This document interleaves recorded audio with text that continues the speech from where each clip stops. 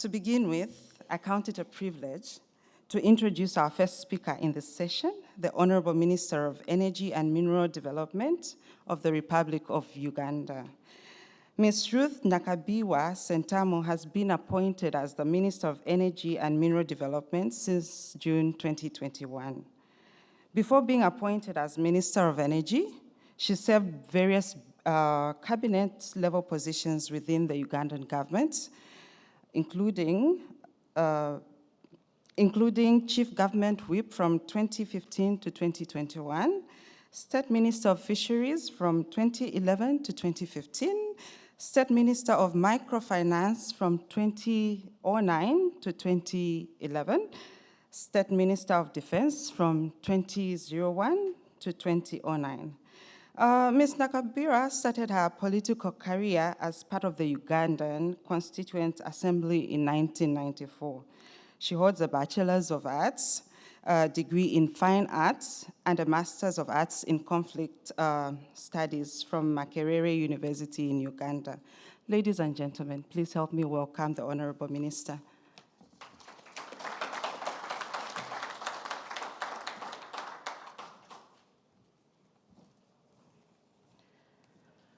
Thank you very much for the introduction. You only forget to tell us that I'm a mother of 7 and that I'm married. That is very important because it encourages young girls to accept responsibilities. A mother of 7 who has been in politics since she left school.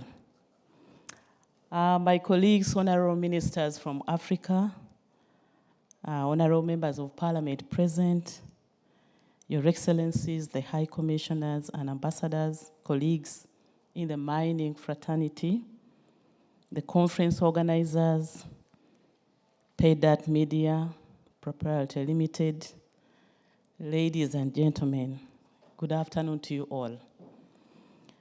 First of all, I want to appreciate the Ionic Rare Earth Company for the support towards this conference and for making sure that I this time round attend the conference, and I'm happy to be here, all the way from Texas, New Zealand, Perth, and then I will be going via Kuala Lumpur, Turkey, Kigali, and then back to Uganda.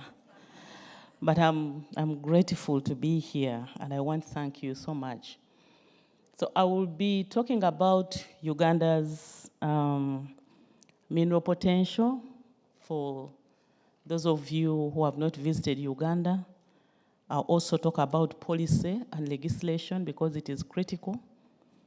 And I'll talk about the recent initiatives and developments in the Uganda's mineral sector. And we'll also have incentives, which I will highlight, and then I'll conclude, and I will be thanking you for your kind attention. So first of all, on Uganda's mineral potential, the Uganda's mineral potential include metallic minerals, industrial minerals, gemstones, and geothermal energy resources. The current known metallic mineral resources are beryllium, bismuth, copper, cobalt, columbite, tantalite, chromium, gold, iron, lead, lithium, manganese, platinum group of metals, rare earth elements, tin, uranium, wolfram, and zinc. And then the currently known industrial minerals include bentonite, clay, diatomite, dimension stones. These include granite, sandstones, and slates, feldspar, glass, sand, graphite, gypsum, kaolin, kyanite, marble, mica, phosphate, pozzolana, salt, talc, and vermiculite. The current known gemstones include apatite, beryl, emerald, aquamarine, heliodo, marganite, corridum, which includes the ruby and blue sapphire, fluorite, garnet, opal, quartz, topaz, and tourmaline, and zircon. There are 25 geothermal energy prospects associated with the western arm of East African Rift System and are estimated at 1,500 megawatts. On the policy and legislation, we have very strong mining and minerals policy of 2018. We have the Mining and Minerals Act of 2022, the Mining and Minerals Licensing Regulations 2023, and the Mining and Minerals Certification Regulation of 2021. On the Mining and Minerals Policy of 2018, the policy goal is to develop the mining industry through increased investment, value addition, national participation, and revenue generation to contribute significantly to economic transformation and poverty reduction. Then on the mining licensing regulations of 2023, which have just come out, these are guidelines to operationalize the Mining Act of 2022. And they provide a conducive, transparent, and competitive investment climate in Uganda's mineral sector. Then on the mining and mineral certification regulations of 2021, these are aimed at implementation of the Pact on Security, Stability, and Development in the African Great Lakes region. The regulations are for prevention of illegal exploration and illicit trade in designated minerals. These are conflict minerals, like the tin, tungsten, tantalite, or call them the 3 Ts, and then gold. The new Mining and Minerals Act of 2022 provides that ownership of minerals is vested in the government, and this provision is enshrined in the 1995 Constitution of Uganda. There are also key aspects of the Act, which include the introduction of competitive bidding for brown fields and first come, first serve for the green fields. It also introduces a new mining licenses. New mining licenses, namely the artisanal mining license for investment capital, which is between 0 to 0.1 million US dollars. Artisanal mining category is very critical because if you don't give an affirmative action to the artisanals, then you are likely to have problems when big companies come to invest. So this act ring fences certain areas for the nationals, the citizens, to engage in artisanal mining. And there are also requirements for them to be having a geologist in their association to help them on how to do the mining. So that is a very critical inclusion in the new law, which settled the conflicts that we were faced with. The second category are the small-scale mining license. The artisanal miners are free to upgrade to small scale. And these are the requirement for investment capital is from 0.1 to 5 million US dollars. Then the medium-scale mining license for investment capital of from 0.3 to 100 million US dollars. And then the large-scale mining license for investment capital of over 100 million US dollars. Introduction of mineral processing, mineral smelting, and mineral refining license. The law also talks about the separation of the licensing and regulation functions. For example, the new cadastral department grants licenses while the mines department carries out inspection and monitoring license activities. The law also introduces a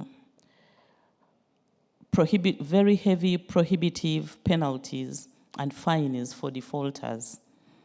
It creates a national mining company to perform mining and minerals business on behalf of government. We've been hearing about the provision of the mining company on the petroleum side, where we have governments having their national oil companies that does business on behalf of government. So Uganda, under the new law, introduced an establishment of a national mining company. This company is the one which is supposed to deal with you investors when you come, and it will be representing the interest of government. There's also implementation of an online licensing system to enhance transparency and competition. You don't have to chase a commissioner in order to submit your application. You just go online and apply. The law also introduces mineral traceability and certification scheme to curb illicit mineral exploitation and trade. And lastly, it introduces mineral agreements for large-scale mineral investment projects. Mineral agreements between you, the investor, and government. So the types of licensing mineral rights. The new Mining and Minerals Act of 2022 provides the following mineral licenses. 1, the prospecting license, then the exploration license, then the retention license, the large-scale mining license, the medium-scale mining license, the small-scale mining license, the artisanal mining license, the mineral processing license, the mineral smelting license, the mineral refining license, the mineral dealer's license, and the goldsmith license. The Act also provides for export and import of movement permits. Exports, import, and movement permits. For example, those who have the exploration license, they always require to export samples, mainly to Australia. Export samples to Australia. And with mining, you try here, it's a large area that you are trying to find out what is underneath.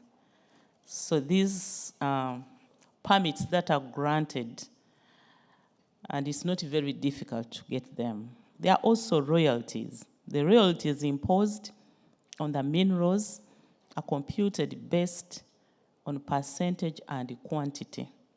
The percentage-based royalties, for example, 5% of gross value for precious metals and base metal, rare earth elements, and graphite.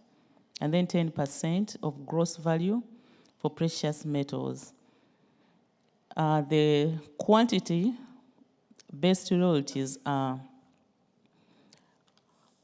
5.4 United States dollars per ton for vermiculite, limestone, kaolin, chalk, diatomite, gypsum, phosphates, dimensional stones like marble, granite, sandstones, and others.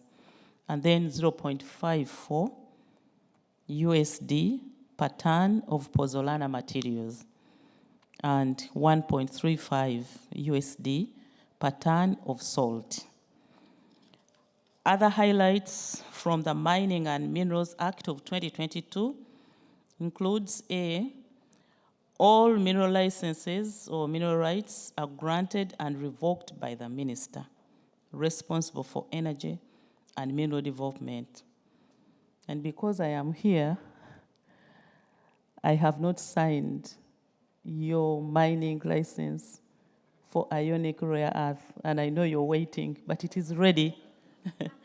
It is ready. It is the first thing I will do when I return. I started my journey.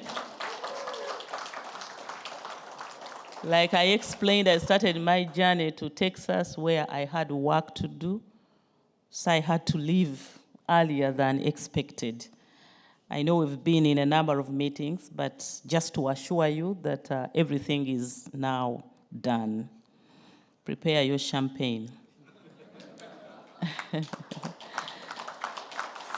So the exercise of issuing licenses is now quickened, because of course you know that we ministers serve terms.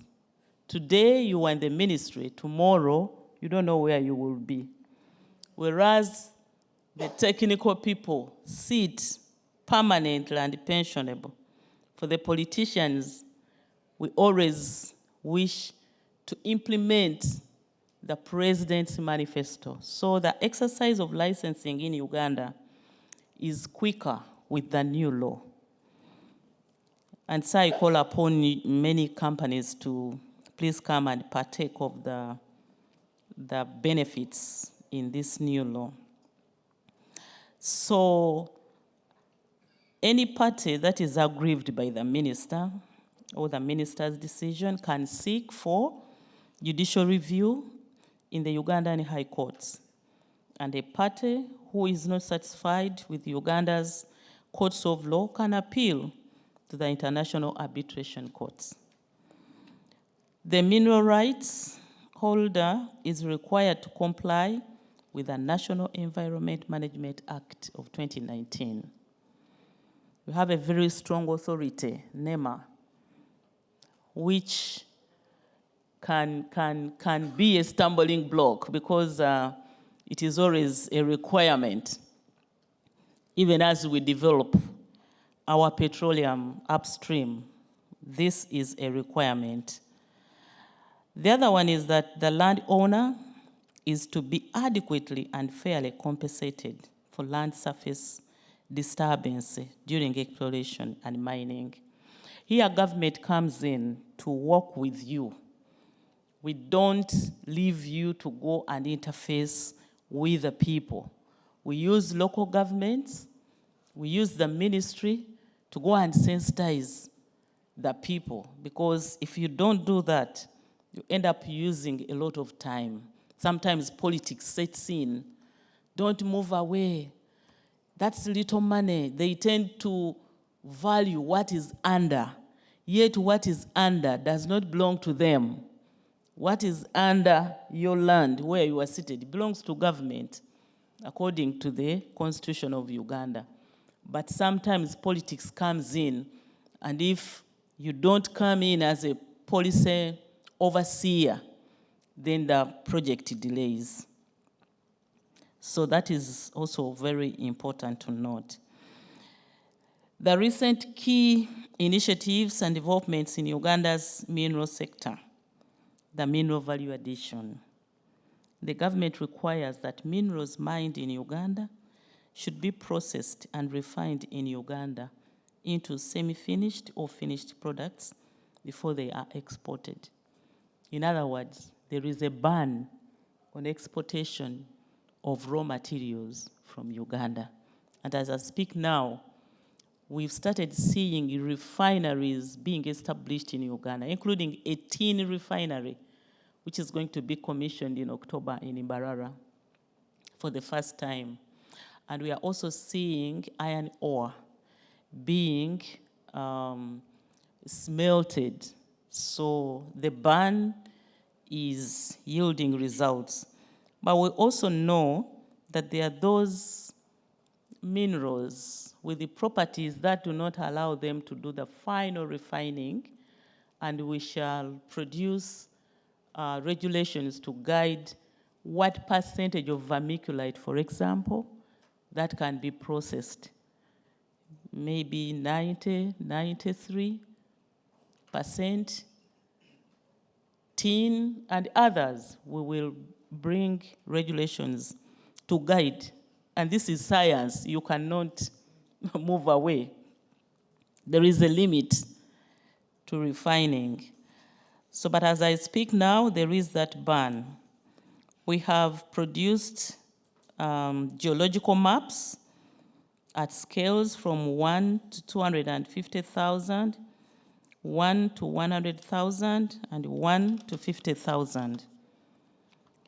We have acquired high-resolution airborne magnetic and radiometric data covering 100% of the country, as well as gravity and the transient electromagnetic data from selected mineral prospective areas. We have generated 18 new mineral potential targets from interpretation of the airborne geophysical and geological data for further detailed exploration and exploitation. The targets are for gold, iron ore, and platinum group of metals, rare earth elements, nickel, chromium, copper, cobalt, uranium, titanium, limestone, phosphate, vermiculite, diatomite, and bentonite. To ensure transparency, we've introduced online mineral licensing system, and we have introduced integrated geological mineral information system that hosts maps, geological data, geochemical data, etc. We have 6 gold refineries that can refine gold up to 99.9 purity. We have 6 cement factories, and more are being established. We have vermiculite mine, several gold mines, several iron ore mines, several 3Ts mines, and dimension stones in Uganda. And for incentives in mining sector, the Investment Code of 1991, implemented by Uganda Investment Authority in the Ministry of Finance, Planning and Economic Development, streamlines procedures and guarantees protection of investors against appropriation. Foreign individuals and companies can own 100% of a business in Uganda, that is mining companies inclusive. And on taxation, the import taxes such as customs duty for all exploration and mining equipment is 0 rated. The mineral certification mechanism, Uganda is in the process of certifying tin, tungsten, and columbite, the 3 Ts, and gold minerals in compliance with the International Conference of Great Lakes Region. Certification is aimed at eradicating regional conflicts and maximizing prices of 3 Ts and gold. We have a number of Australian companies that are operating in Uganda.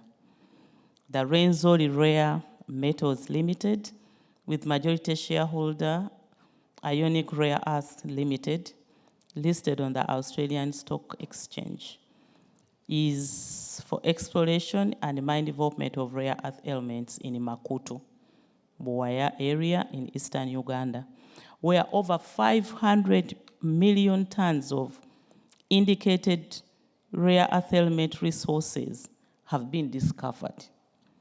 Very good type, if not the best in the world. Then we have Nemakara Mining Company for development and mining of vermiculite in Manafa district in eastern Uganda. And these are affected by the act that I explained. But we are very soon solving the problem. And I visited them. They are grappling with concentrate vermiculite in their storage. And I want to assure them that the problem is almost solved. Then the Consolidated African Resources Limited for exploration and mine development for graphite in northern Uganda. We have the African Panther Resources Uganda Limited for exploration and mining development for tin in southwestern Uganda in Isinjiro. SIPA Exploration Limited, Uganda Limited, for exploration and mining development of cobalt, copper, gold, nickel, platinum, and group of metals. I want to conclude by saying that Uganda is richly endowed with both metallic and industrial mineral resources. the Mining and Minerals Policy for Uganda of 2018, the Mineral Act of 2022, and the Mining and Minerals Licensing Regulations of 2023 offer a conducive mineral investment climate in Uganda. Government intends to develop the mineral resources in partnership with private sector in a sustainable and environmentally friendly manner. Together, we can develop the Uganda's mineral resources, and you are most welcome to the Pearl of Africa. Thank you very much for your kind attention.